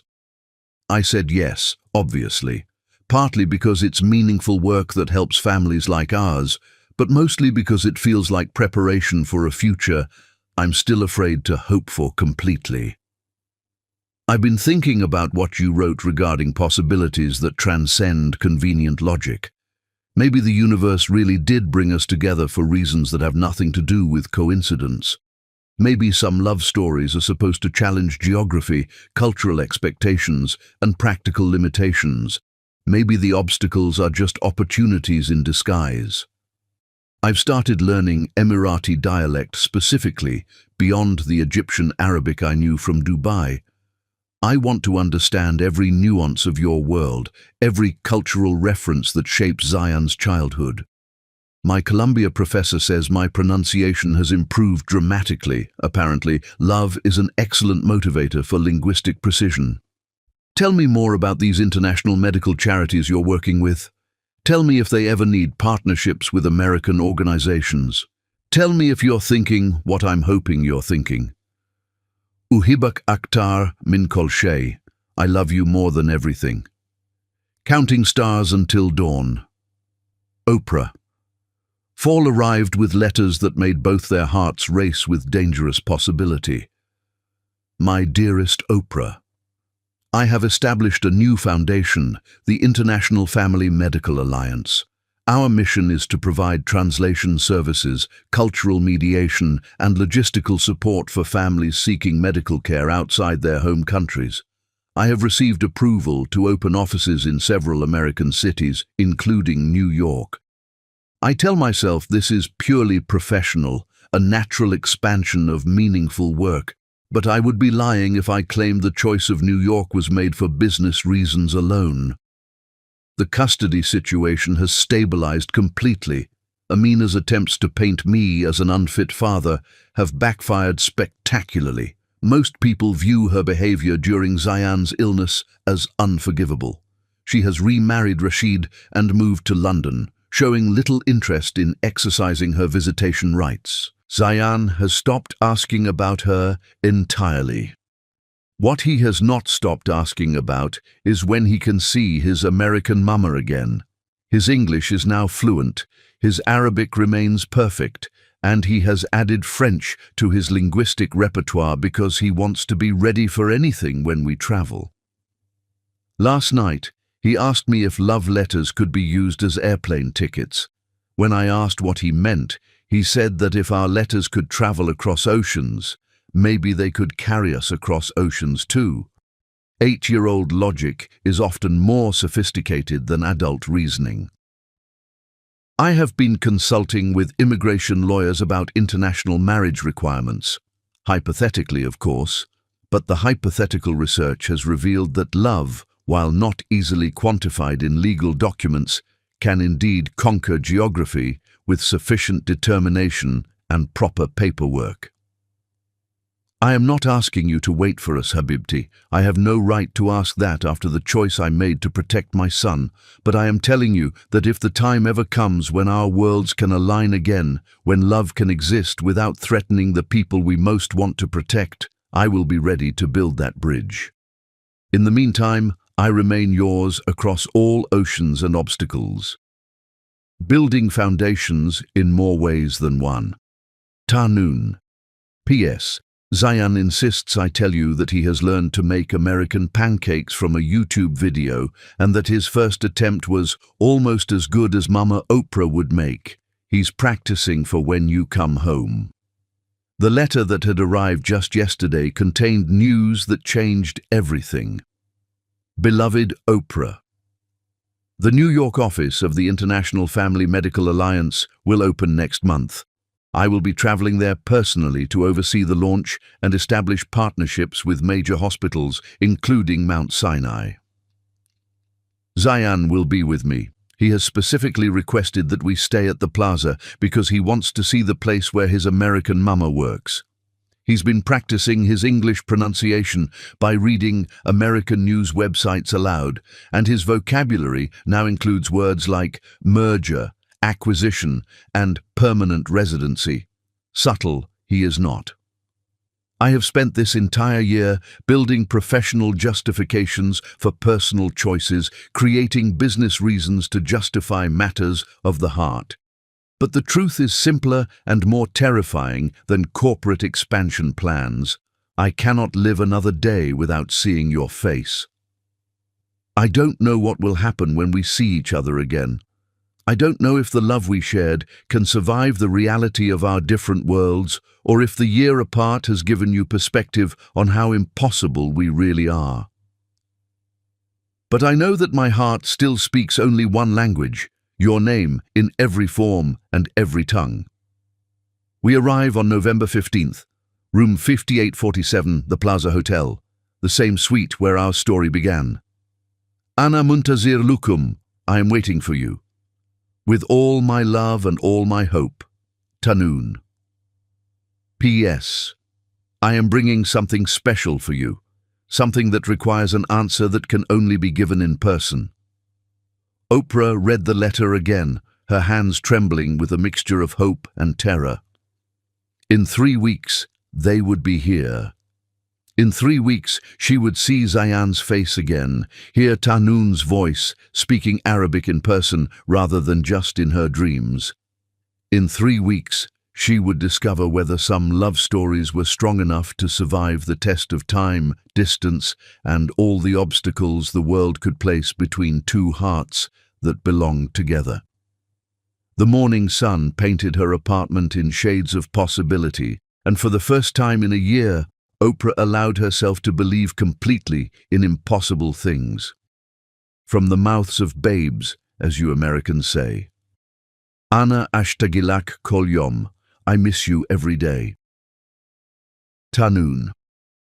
Spring brought letters filled with hope tempered by realism. Ya Habib Albi. I received Zayan's letter, and yes, it did contain a marriage proposal on your behalf, along with detailed plans for how we could all live together in a house with a swimming pool and a library that contains books in both Arabic and English. He's quite the negotiator. I think he gets that from his father. I have been thinking about what you wrote regarding the medical charity work. There are organizations here in New York that do similar coordination, helping American families navigate healthcare systems in other countries when they're traveling or living abroad. Perhaps someday our paths will cross professionally, even if personal circumstances keep us apart.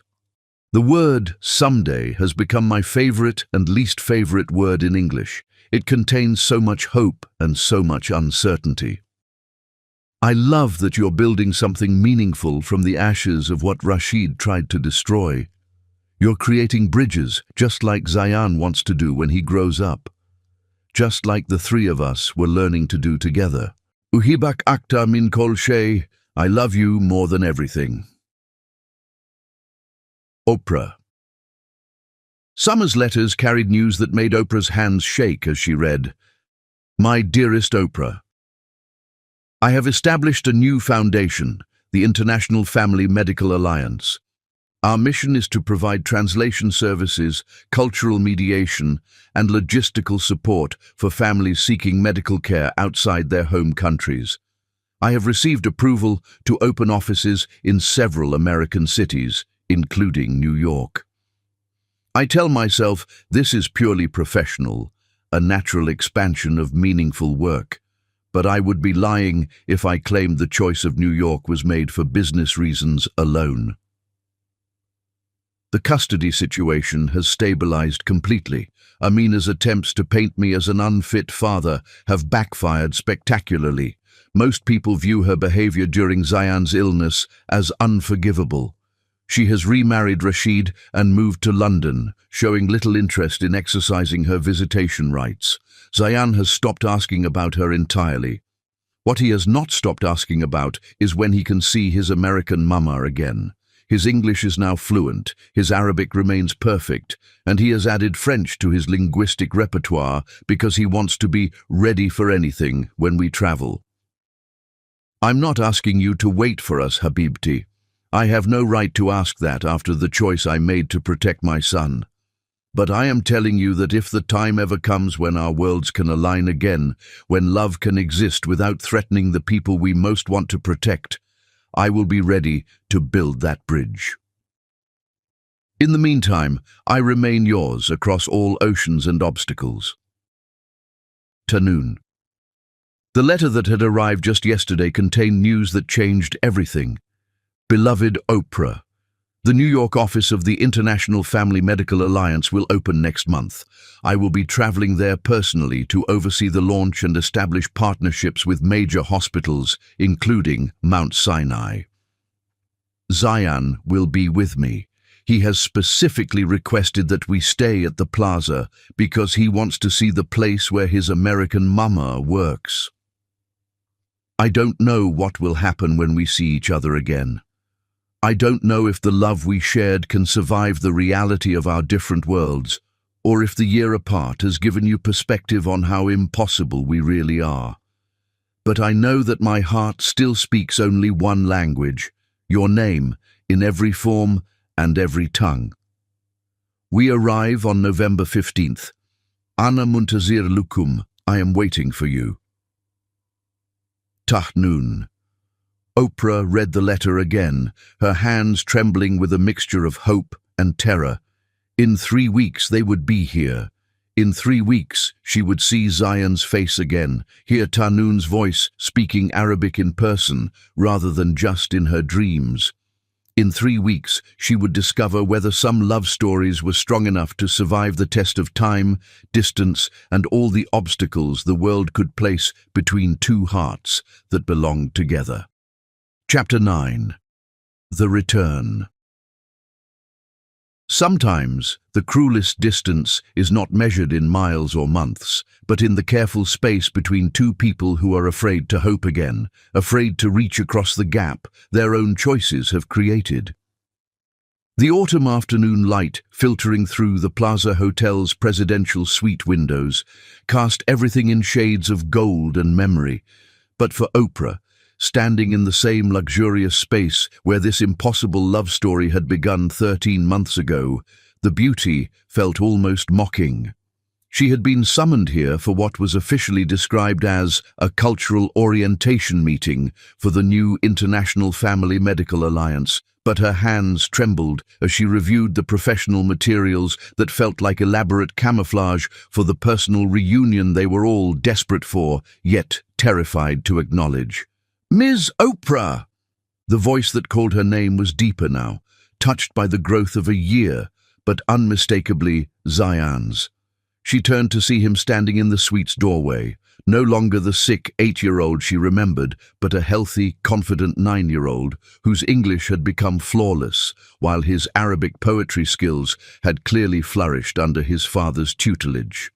He rushed across the marble floor to embrace her, and Oprah felt her careful professional composure crumble as she held this child who had somehow remained the center of her heart despite 13 months of separation. He was taller. His face had lost some of its baby roundness, but his smile was exactly as bright as she remembered. "I missed you so much," he whispered in Arabic against her shoulder. "Every single day I missed you." "And I missed you, ya Habib Albi," she replied, her voice thick with tears she'd promised herself she wouldn't shed. "My heart, I missed you too."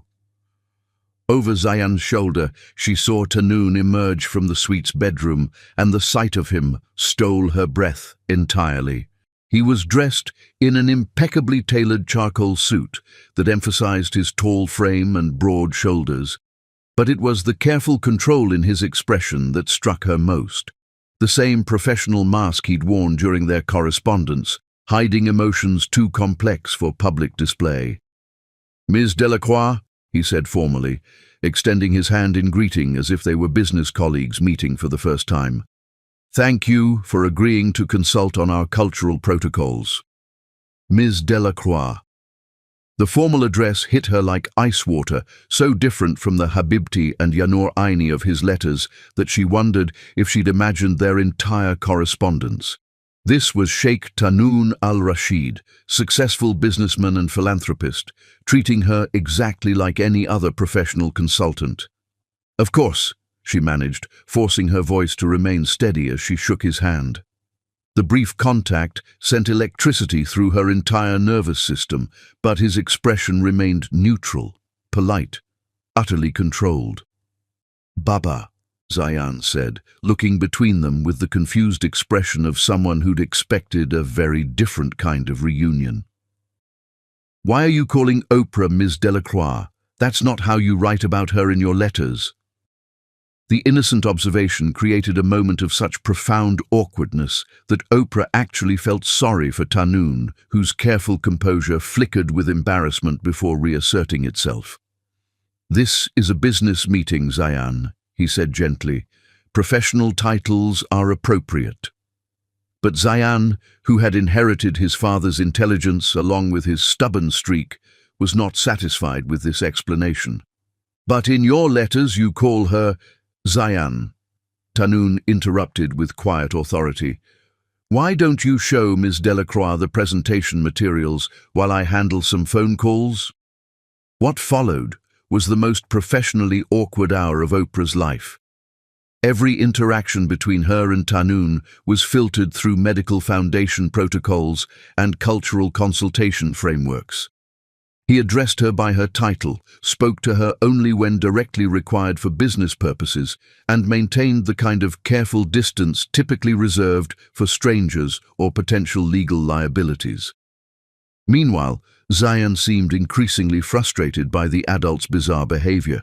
He had clearly expected a joyful reunion followed by immediate wedding planning, and the formal distance between his father and the woman he'd spent a year calling his American mama was obviously bewildering. "Are you fighting?" he asked finally in Arabic during a lull in the medical protocol discussion. "Did something happen that made you angry at each other?" The direct question hung in the air like an accusation. Oprah glanced at Tanoon and saw something crack in his professional facade, a moment of vulnerability that revealed the man behind the businessman's mask. "We're not fighting, Habibi," she said carefully. "Sometimes adults have to be careful about complicated situations." "What's complicated about loving each other?" Zayan asked, with the devastating logic that only children possessed. "You love Baba. Baba loves you. I love both of you. Everything else is just grown-up nonsense." The words echoed his passionate defense of their relationship from 13 months ago, and Oprah felt her heart break all over again for this wise child who couldn't understand why the adults in his life insisted on making love more difficult than it needed to be. "Zayan," Tanoon said quietly, "some things are more complicated than they appear." "Like what?" Zayan challenged, switching to English with the fluency that marked his year of growth. Like the fact that you write her letters every week, like the fact that you keep her picture in your office in Dubai, like the fact that you built an entire medical foundation so you'd have an excuse to come back to New York and see her. The accusations landed with devastating accuracy, stripping away every pretense of professional distance and revealing the personal motivations behind their carefully orchestrated reunion. Oprah looked at Tahnoon with shock. He'd kept her picture. He'd built the foundation to see her again. "Zayan," Tahnoon said, his voice carrying a warning tone that the boy completely ignored. "I heard you talking to Uncle Abdul Rahman on the phone." Zayan continued relentlessly. "You said the New York office didn't need to be established this year, but you wanted to come back while you still had the courage. You said you needed to know if she still loved us or if we'd just been imagining everything." The revelation hung in the luxurious air of the presidential suite like a confession extracted under torture. Tahnoon closed his eyes as if he could somehow undo his son's brutal honesty, while Oprah felt her world tilt on its axis. "Is that true?" she asked quietly. "Did you really build all of this just to come back?" Tahnoon was silent for a long moment, clearly struggling with how much truth to reveal. When he finally spoke, his voice was barely above a whisper. "The medical alliance is legitimate," he said carefully. "It serves families who need exactly the kind of help we needed 13 months ago. But yes, the timing, the location, the specific focus on New York partnerships, all of that was designed to create a reason to see you again." "Why?"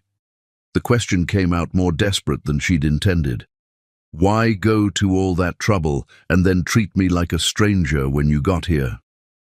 "Because I was afraid," he admitted, his professional mask finally slipping entirely. "Afraid that 13 months of letters and dreams and impossible longing had created something that couldn't survive the reality of being in the same room together. Afraid that you'd moved on to a life that made more sense than loving us." The honesty in his voice undid something fundamental in Oprah's chest. For over a year, she'd wondered the same thing, whether their connection had been real or just a product of crisis and proximity, whether love could truly survive the test of time and distance and all the practical obstacles their different worlds presented. "I haven't moved on," she said quietly, the admission feeling like stepping off a cliff. "I've tried to convince myself that I should, that you were right to choose Zayan's stability over our happiness, but I can't seem to love anyone else when my heart still belongs to both of you." The confession created a charged silence in the room. Even Zayan seemed to sense that the adults were finally approaching the truth they'd been dancing around for over an hour. "Then why are we pretending to be strangers?" Tahnoon asked, moving closer to her for the first time since her arrival. "Why are we hiding behind professional protocols when what we really want to do is—" He didn't finish the sentence, but his eyes said everything. What he wanted to do was hold her, kiss her, celebrate the miracle of being in the same room again after 13 months of impossible longing. "Because we're scared," Oprah replied honestly. "Scared that this might be all we get. A few days of pretending before you have to go back to your real life and I have to go back to mine." "What if it doesn't have to be pretending?" Zayan asked, inserting himself into the conversation with the determination of someone who'd waited quite long enough for the adults to figure things out. "What if this time we could make it real?" The question hung between them like a bridge waiting to be crossed, beautiful and terrifying in its possibility. And for the first time in 13 months, Oprah allowed herself to hope that maybe, just maybe, some love stories were strong enough to survive anything. Chapter 10. Forever Begins. The most beautiful love stories don't end with happily ever after. They begin with it, when two souls finally stop running from destiny and start building the life their hearts have been dreaming of all along. The next morning brought unseasonably warm November weather to Central Park, and Zayan had declared it the perfect day for what he called family planning. Though his version of family planning involved elaborate schemes to get his father and Oprah alone together long enough to stop being scared and start being happy. His latest plot had brought all three of them to the park's Shakespeare Garden, where late-blooming roses defied the season and created an unexpectedly romantic backdrop for what was supposed to be a casual walk. "This is where Baba should propose," Zayan announced in English, stopping beside a bench overlooking the garden's central fountain. "It's beautiful, it's romantic, and there are flowers that smell like the ones in Dubai." Oprah couldn't help but laugh at his determination, even as her heart raced at the word propose. After yesterday's emotional revelation in the hotel suite, they'd spent the evening in careful conversation, rebuilding the connection that letters had maintained, but physical presence had made uncertain. But marriage, that still felt like a bridge too far to cross. "Zayan," Tanun said gently, "we've discussed this. Marriage is complicated when people come from different countries, different cultures. There are legal issues, visa requirements, social expectations." "Boring, grown-up problems," Zayan interrupted with characteristic directness. "Uncle Abdul Rahman said you already researched all the legal stuff months ago. He said you have papers ready and everything." Tanun's face went pale, then flushed with embarrassment at his son's latest revelation. "Zayan, you cannot keep listening to my private phone conversations." "Then you should stop having them where I can hear," Zayan replied logically. "Besides, I think it's good that you planned ahead. It shows you're serious about loving Oprah." The casual reference to planning ahead, to legal preparations made in anticipation of a proposal, made Oprah's pulse quicken with dangerous hope. "Is that true?" she asked quietly. "Have you really been researching marriage requirements?"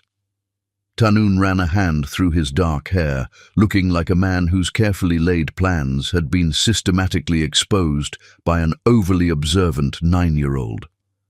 "I may have investigated the practical requirements for international marriage, hypothetically, in case the situation ever arose." "Hypothetically," Oprah repeated, unable to suppress a smile at his obvious discomfort. "Very hypothetically," he confirmed, but his eyes were warm with something that looked suspiciously like hope. "Well," she said, settling onto the bench beside the fountain, "since we're speaking hypothetically, what did your research discover?" "That it's complicated but not impossible," Tanun replied, sitting beside her while Zayan perched on the bench's arm like a referee overseeing peace negotiations. "American UAE marriage requirements, visa applications, cultural integration support systems, all of it exists for people willing to navigate the bureaucracy." "And the business complications? The social expectations you were worried about?" "The business has stabilized completely. Rashid's betrayal actually helped in some ways. It clarified who our real allies are, and most of our clients were disgusted by his behavior. As for social expectations..." He paused, looking directly into her eyes. "I've spent 13 months learning that some things matter more than other people's opinions." The admission was delivered with quiet conviction, and Oprah felt her last defenses against hope crumbling.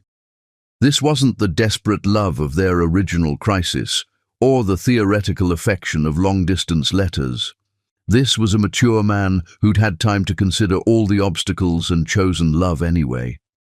"What about Zayan?" she asked, glancing at the boy who was watching their conversation with the intensity of someone whose entire future happiness depended on the outcome. "What about the concerns that a new marriage might confuse him or make him feel displaced?" "Are you kidding?" Zayan said immediately. "I've been waiting for you to be my real mama for over a year. I already know what I want to call you. I already know which room should be yours in our house in Dubai, and I already picked out what we should do for your first Mother's Day together." The matter-of-fact way he'd planned their future life together made both adults laugh, but it also revealed how completely he'd accepted Oprah as his mother figure. This wasn't a child being asked to adjust to a new family configuration. This was a child who'd been waiting impatiently for the adults to formalize the family that already existed in his heart. "There's something else," Tanun said, his voice taking on a more serious tone. "The International Family Medical Alliance isn't just a professional project. It's my way of building a life that includes both our worlds. The New York office will need a permanent director, someone who understands both American medical systems and Middle Eastern family dynamics." The implication hung in the air between them. "Are you offering me a job?" Oprah asked. "I'm offering you a partnership," he replied. "Professional and personal, a chance to build something meaningful together while creating a life that honors both our backgrounds." "And if I said yes to the partnership, both partnerships, what would that look like practically?" Tanun reached into his jacket pocket and withdrew a small velvet box that made Oprah's breath catch in her throat. "It would look like this," he said, dropping to one knee on the garden path with the kind of natural elegance that made the romantic gesture feel inevitable rather than dramatic. "Oprah Winfrey," he said, his voice carrying clearly in the quiet morning air. "You saved my son's life when I couldn't make anyone understand that he was dying. You saved my life when I was drowning in loneliness and couldn't imagine how to be happy again. You taught us both that love doesn't recognize borders or languages or cultural differences. It simply recognizes itself in another heart." He opened the box to reveal a ring that took her breath away, a magnificent sapphire surrounded by diamonds, clearly chosen to honor both their backgrounds with stones that sparkled like stars over desert and sea. "I know this isn't how most proposals happen," he continued, his dark eyes bright with emotion. "Most men don't propose after a year of separation, or with their 9-year-old son serving as matchmaker, or in a public park where strangers can witness their most private moments." "I like strangers witnessing," Zayan interrupted cheerfully. "It makes it more official. Most men also don't have to propose across cultural boundaries or offer to restructure their entire lives around the possibility that a woman might say yes," Tanun continued, his voice growing stronger with each word. "But I'm not most men, and this isn't most love stories." He took her hand, his thumb tracing gentle circles across her knuckles. "This is our love story, written in 2 languages and lived across 2 continents, born in crisis and sustained by hope.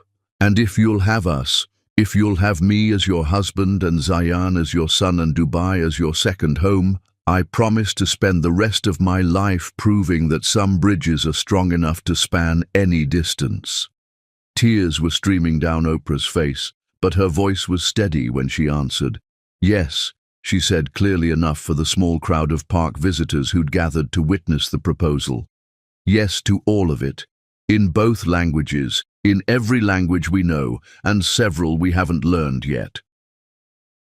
As Tanun slipped the ring onto her finger, Zayan let out a whoop of joy that probably startled birds in 3 states.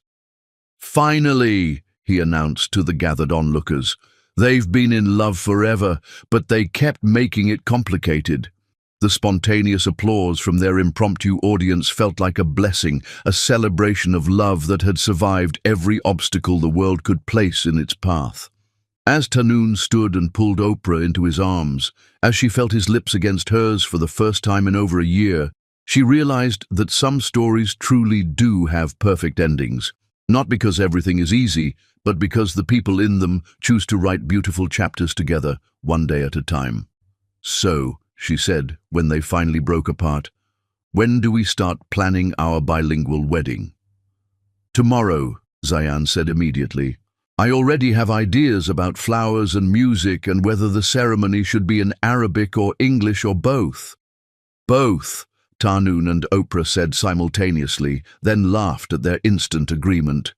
"Both," Oprah repeated, looking at her new family, the man who'd taught her that love could transcend any obstacle, and the boy who'd shown her that families could be chosen as easily as born. Always both. That's what makes us beautiful. In the Shakespeare Garden of Central Park, with autumn roses blooming impossibly in November, and strangers still applauding their happiness, the Al-Rashid family began their forever together, in Arabic, in English, and in the universal language of love that needed no translation at all.